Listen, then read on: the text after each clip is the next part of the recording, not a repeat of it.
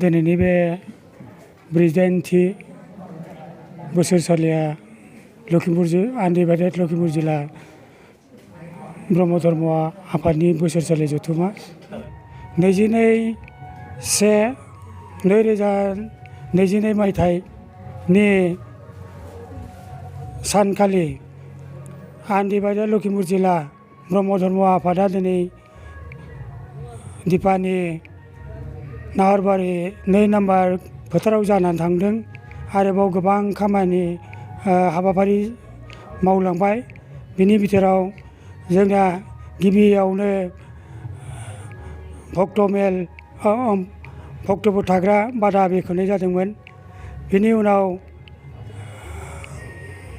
थान्दै मेल बेखेवनाय जादों आरो जोंनिनो बे जाग्रा जामुंसालिखौ बेखेवनाय जादों आरो लोगोसे थांब्लां माबाखौ बेखेवनाय जादोंमोन। बेनिफ्राय दा जोंनिनो भक्त मेल जादोंमोन मोनथाम उइंनि बेफोरबो जानानै थांदों आरो लोगोसे जोंनिनो नै दा 6 बाजियाव जोंनिनो बै जयग'सालियाव सान्द जयग' होजेननाय जादों आरो बेबायदिनो जोंनि गोबां खामानि दिनै जानानै थांबाय।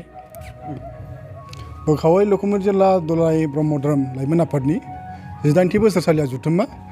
बे जथुम्माया जिल्लानि सिङाव थानाय 2 नं नाहरबारि गामिनि जोंमा ब्रह्म मन्दिरनि गेलेग्रा फोथाराव जानानै थाङो। गिबि सान हिसाबै दिनैनि हाबाफारिया लाइमोन हिसाबै जोंना मावफुं मेल।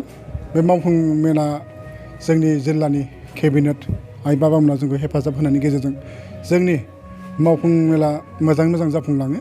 बिनि उनाव लोगोसे जोङो जोंनि लाइमोनफोरनि थान्दै मेल लादों। बे थान्दै मेलखौ जोंनि लाइमोनजों हांख्रायनानै लाबोजानाय जोंनि मिरुनि लेङाइ गाहाय आफादगिरि अश्विनी कुमार स्वर्गियारि बाबाया जोंनि बे थान्दै मेलखौ बेखेवना होयो। मोजां बिबुंथि लाखिदों, मेहेरगोनां बिबुंथि होलांदों। लाइमोनफोरनि सायाव धोरोमा मानो थाखाय गोनांथि, रोंगौथिया मा थानांगौ, बेखिनि खोथाखौ जोंनि गोथौ ओंथि गोनां लानानै बाबाया जोंनि सायाव रेबेनाबो बुंलांदों। जों बाबाखौ थेंकिउ होदों। दुलाराय ब्रह्म धोरोम लाइमोन आफादनि जानानै बाबानिसिम जों गोजोननाय जासिहरदों। जोंनि लाइमोननि जि मावनांगौ खामानि, बे मावनांगौ खामानिया जोबनानै थाङाखै। अकल धोरोमजोंल' होनना बुंबाबो जाया। जोंनि फरायनाय, गाननाय जोमनाय, बिदिनो खेथि फोथार गासै बिथिङावबो जोंनि लाइमोना जि सांग्रां जायोबा जोंनि जि फैबाय थानाय इयुन जेनेरेसन बिसोरो जोंखौ नुनानै एसेबाबो चेन्ज जागोन। बेखिनिखौ माखासे मोजां मेहेरगोनां खोथा बुंलांदों। बेनिखायनो आं बाबानिसिम दिनैनि जि हाबाफारि लाइमोननि बे हाबाफारिया मोजाङैनो जोबलांबाय।